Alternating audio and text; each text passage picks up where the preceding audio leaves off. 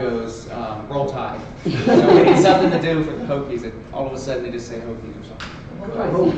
If you wait just a minute, I could play Inner Sandman for you. All right, that's right. Everybody stand up. And see, Chris Runyon said at the district conference that morning clubs are the happiest clubs, and that's exactly what it seems like. Right, it is. So thank you for the opportunity to come and speak this morning. I think you're all in my 5th club that I've spoken to in the district so far. I've concentrated primarily up here on Area 1, but I am moving up the valley as the rest of the spring rolls out to talk about the trip that I took to India.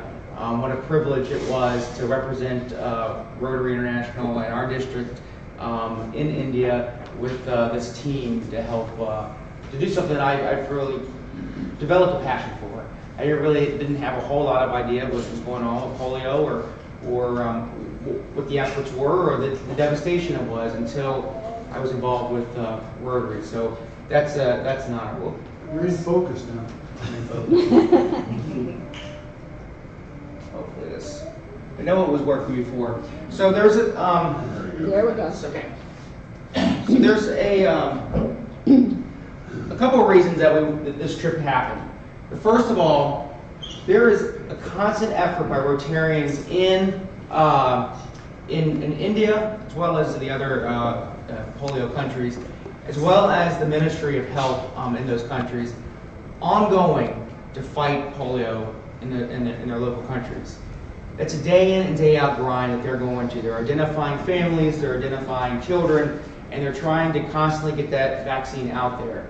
So one of the big efforts that we made was just to lend moral support by coming over from the United States and being with those Rotarians and healthcare workers to help them and give them an attaboy.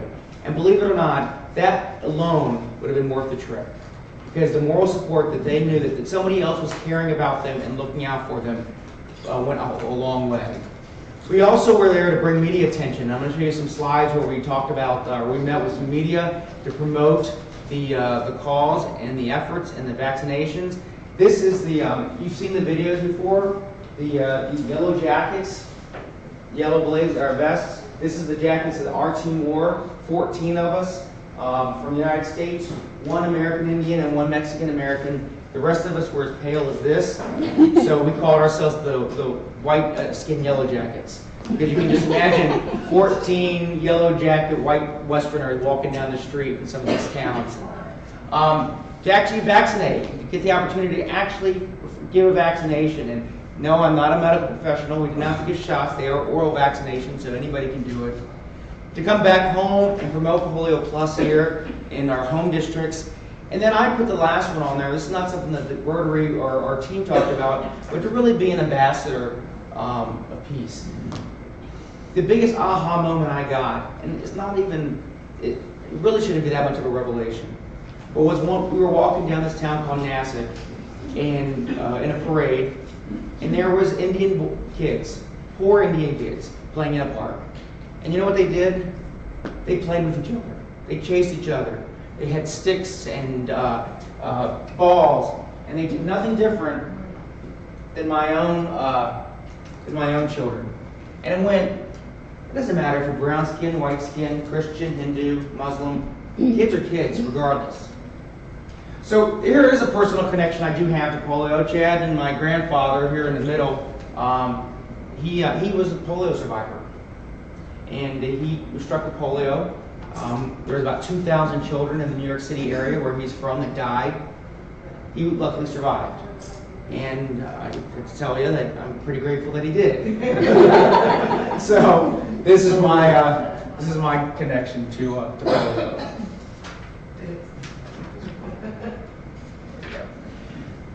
So it's so important that we continue the efforts. Over the next 10 years, if we don't stop this wild virus, we could see tens of thousands, if not millions of more children infected with the polio virus. So it's so important that we continue the fight to close this gap. So in 1988, this is what the world looked like when it came to the polio virus. And the story for Rotary doesn't start in '88. And it probably goes back even further than this, but the earliest I could find was in 1979. We had clubs that wanted to give 6 million vaccinations in the Philippines. In '85 is when we launched Polio Plus, which was the largest internationally coordinated effort, public health initiative, period. And we had a target of $120 million, and that was in 1985. It was in '88 that we partnered with the World Health Organization to start a major effort.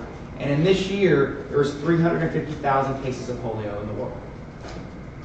By 1994, we eliminated polio from the Americas. So here's 12 years later, 1988, 12 years later, in 2000. In 1995, we immunized 165 million children in 1 week in China and India. In 2000, a record 550 million, or 1/10 of the world's population, received the oral polio vaccination. In the Western Pacific region, spanning from Australia to Canada to China, was declared polio-free. 12 years, 3 years. So by this time, the Polio Rotary Foundation raises $119 million in 1 year. And we've now contributed over $500 million. Remember back in 1985, the goal was $120 million. Right now we've done $500 million. And we have 6 countries left with the polio virus. Fast forward another 7 years, 2010, we're down to the pain countries: Pakistan, Afghanistan, India, and Nigeria. And this is in 2009 is when we launched the partnership with the Gates Foundation. We've raised over $800 million by this time to fight polio, and the Gates Foundation pledges $355 million and issues us a $200 million grant, or challenge grant. So in 2011, we launched that the PR campaign, This Close. And I think everybody's seen that. Here are 2 of my favorite people that are in that, Frank Beamer and Buzzy Williams of Virginia Tech fame. So I guess this is what happens. I think this was done at a conference, or 7570 did this for us. But we also use Bill Gates, Itzhak Rabin, Itzhak Perlman, Desmond Tutu, Ziggy Marley, Jane Goodall, lots of famous people, recognizable people, to continue to push that effort for this close to finish. And we've exceeded $1 billion by this time in funds. 2012, India was a whole year without a reported case of polio, and it's taken off the list. So we're now down to that pan countries: Pakistan, Afghanistan, and Nigeria. And in 2014, the WHO certifies that the Southeast Asia region is polio-free. And from 1988 to this year, 2012, we've eliminated 99%. We're down 99% cases. And that's all the effort. A lot of the effort is due to Rotarians.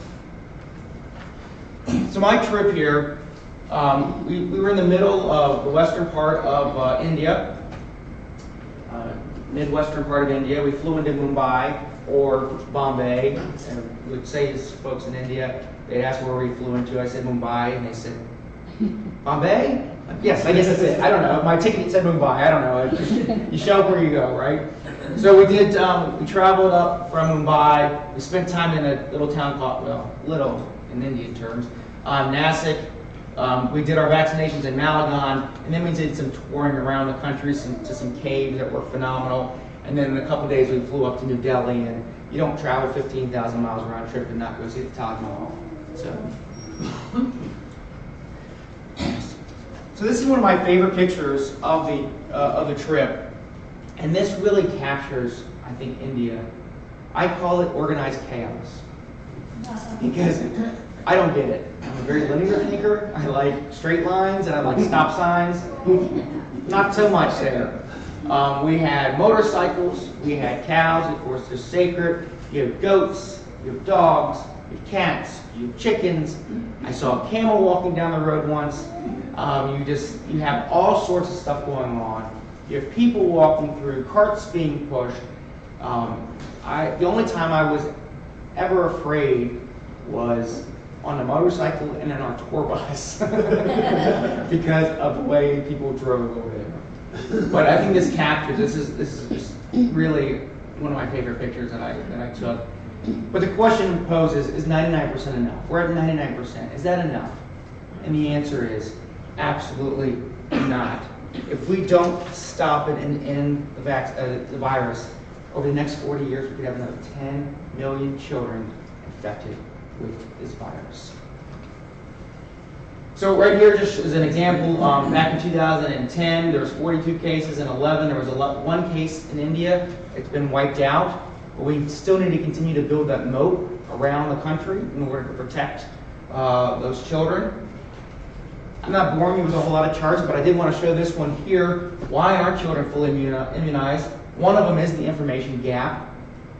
There's just an awareness that we're out there doing this. You can imagine a country of 1 billion people where the record keeping isn't great, communication isn't the top notch. I was actually surprised by that. I was expecting going into a country like that, the cellular service would actually be better, only because they're not putting landlines in, they're building that cellular service. But one of the biggest things that I am concerned about is this apprehension. And the apprehension comes from, specifically in the Muslim communities, this fear that Westerners are coming over to sterilize their children. And that comes from more of the extreme Muslims, especially up north. It's coming from the pulpits, the equivalent of the pulpits in that community.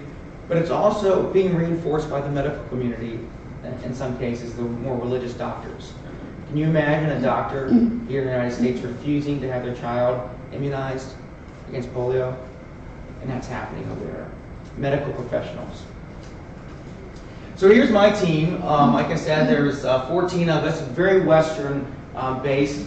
So how this happened to me, 5 years ago, we had somebody from Richmond who had went on one of the trips to speak to the Front Royal Club.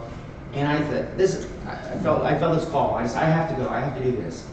And that was in the fall, so I went home and I said to my wife, I said, I want to go to India in January. This was 2012, and she goes, it's wonderful, but I'm going to be 5 months pregnant. I don't think it's a good idea.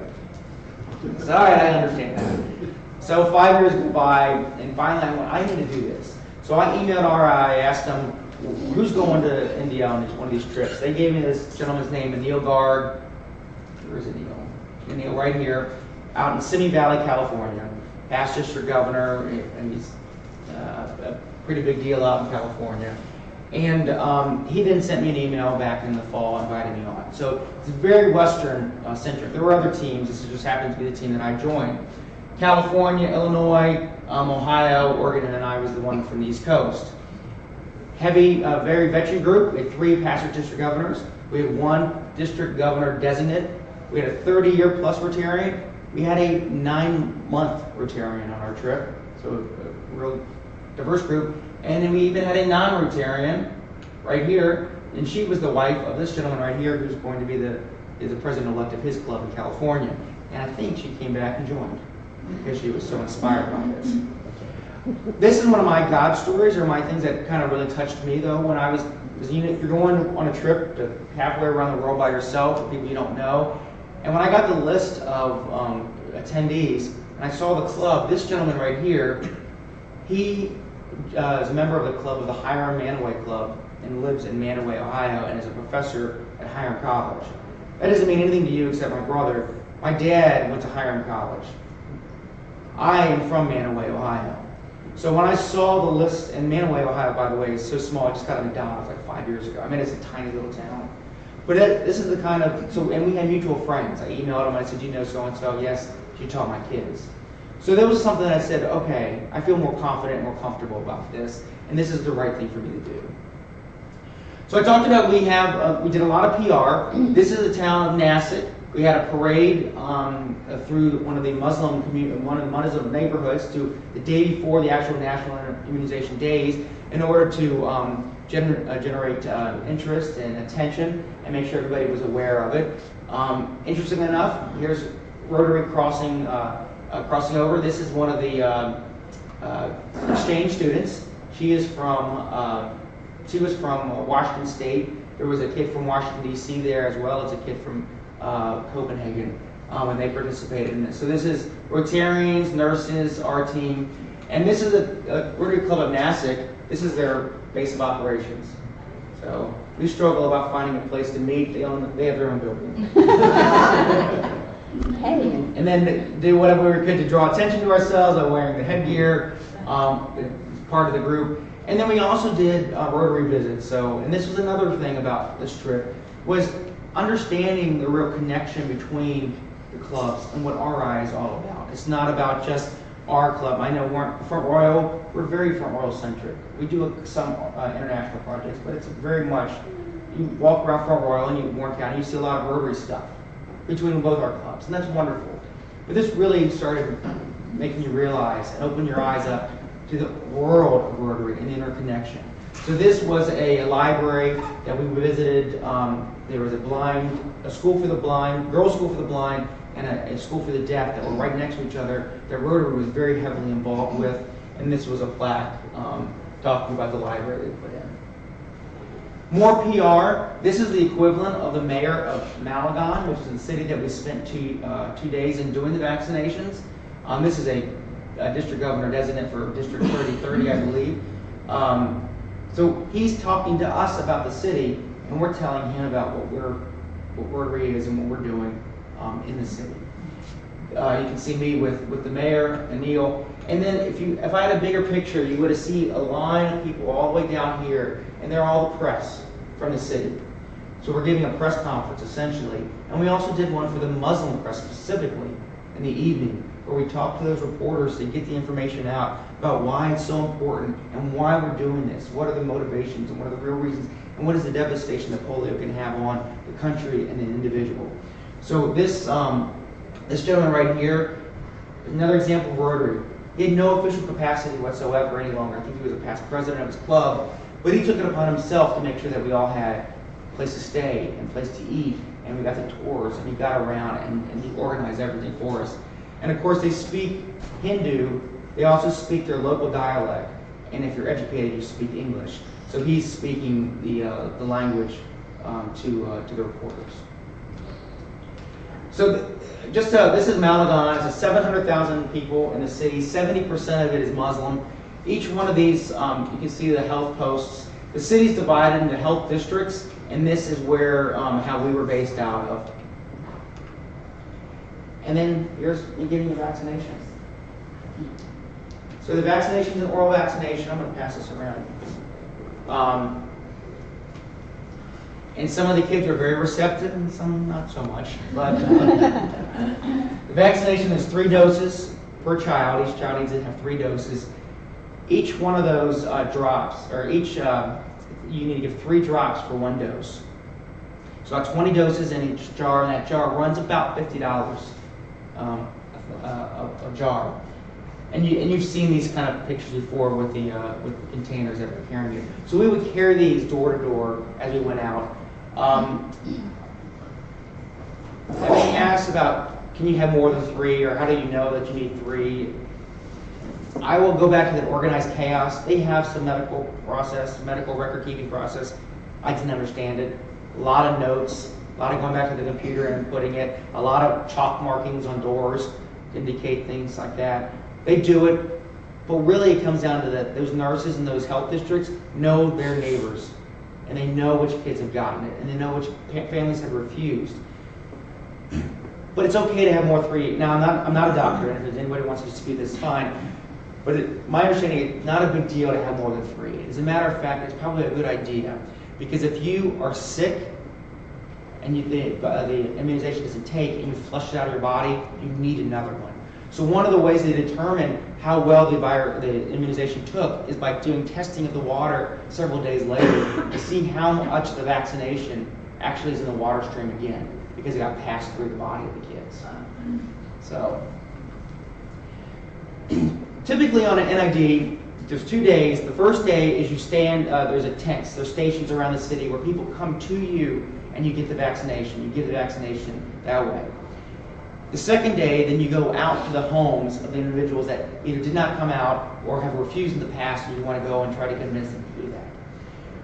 That happened in Malagon, but in the neighborhoods that we were in, we went both days out door to door too, because we were in Muslim communities that we knew had been refusing in the past. So our nurses had a list of all the families that had refused in the past, and that's what we were doing, or new babies. So we were actually going door to door. We also had people come up to us on the street. Here's a grandfather. This is a local Rotarian with a grandchild getting the vaccination, the purple finger, you've seen the purple pinky, and giving some kind of toy. So it wasn't unusual for we had families come to us on the street to get the vaccination. It wasn't unusual either, and this is very sad, to have little kids bring their siblings up to us on the street. And I can only posit is that because the mothers were afraid to actually allow it on their doorstep. They needed plausible deniability because we did hear stories, but if I allowed my child to be vaccinated, my husband will come home and kill me. Because we know that kind of the patriarchy society that they live in. So the husband, the father, the grandfather, patriarch is one that makes a decision, and if they were opposed to it, they could not do it. So you can just imagine the mother saying, "See those guys in that yellow jacket down there? Go ahead and take your brother down there and just talk to him." And that gave them plausible deniability. Very common. I mean, people live down these alleyways. More vaccinations. This is the nurse that was with us. You can see not so happy. And more. This was a very happy family that we're very glad to have us participate, and just beautiful, beautiful people. Here's an example of a station that people could come straight to in Malagon. More pictures. This is a group of kids. So, have you ever seen the Indiana Jones movies, where you have all the little kids following them around all over the place? It's exactly, we had started to feel like hundreds of kids just following us. You give one pencil out, they all are there for those pencils.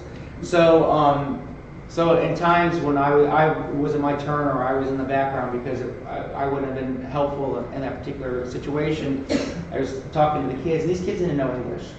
And I got these kids, and you can see on my Facebook page, they said polio-free India. And I got them to at least say that, and it was really cool. Here's the media coverage that we got. I talked about this right here is that picture when I showed you the reporters. That's from that event right there. Here's the parade that we were in Nasik.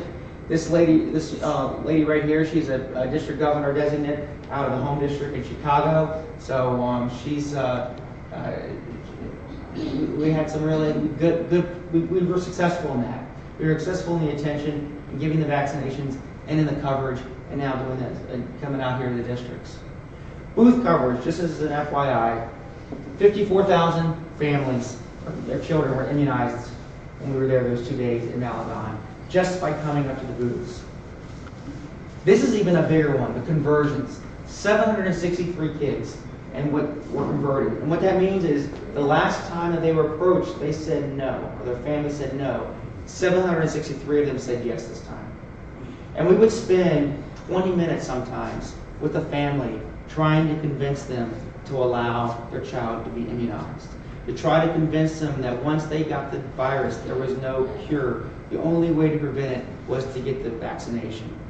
And there was times where it would make sense for me to help. Sometimes it would make sense for the Indian Rotarian to help. Sometimes it would make sense for the nurse to help. And we just tried to play it out, decide based off that conversation and that individual. There was one time that we stood there for, it was probably 20 minutes. The wife was on the phone with her husband. She was at work. He kept saying no, no, no, no. And eventually, an older gentleman who was watching this whole thing across the street came up, said, "Give me the phone," talked to the husband. Finally, about 3 or 5 minutes later, he said yes. So sometimes it took some of the older folks there in the neighborhood. We had one matriarch of the neighborhood. She followed us around for several houses in order to go in and say, "It's okay. Do this."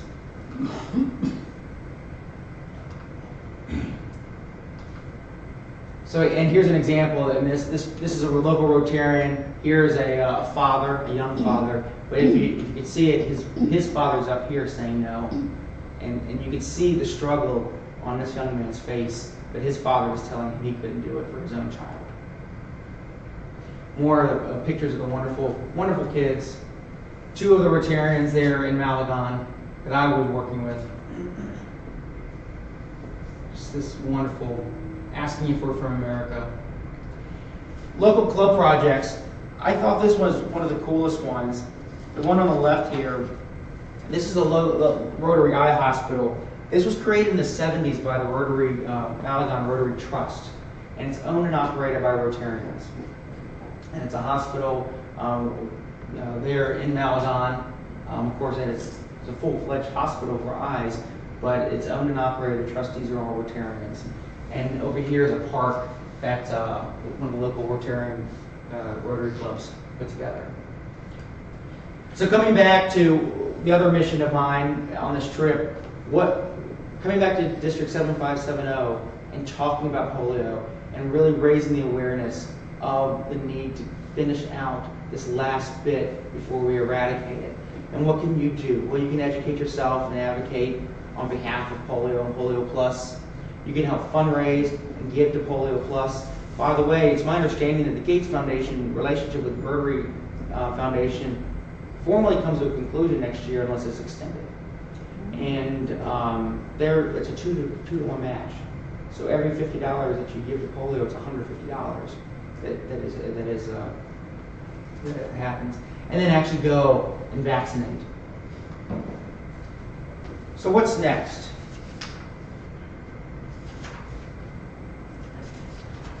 At this time, Rotary has contributed over $1.3 billion to the eradication effort. We've reduced cases from 350,000 to 416 in 2013, 74 cases last year, and 4 cases in 2017. 2 in Pakistan, 2 in Afghanistan. And unfortunately, I'll tell you, the burden is going to have to be carried by females in those countries. Because as a male, I cannot go into those homes if the husband's not present. So it's really going to be reliant on the females, female Rotarians, and female in Afghanistan and Pakistan and other Muslims especially, to go in and finish that last part.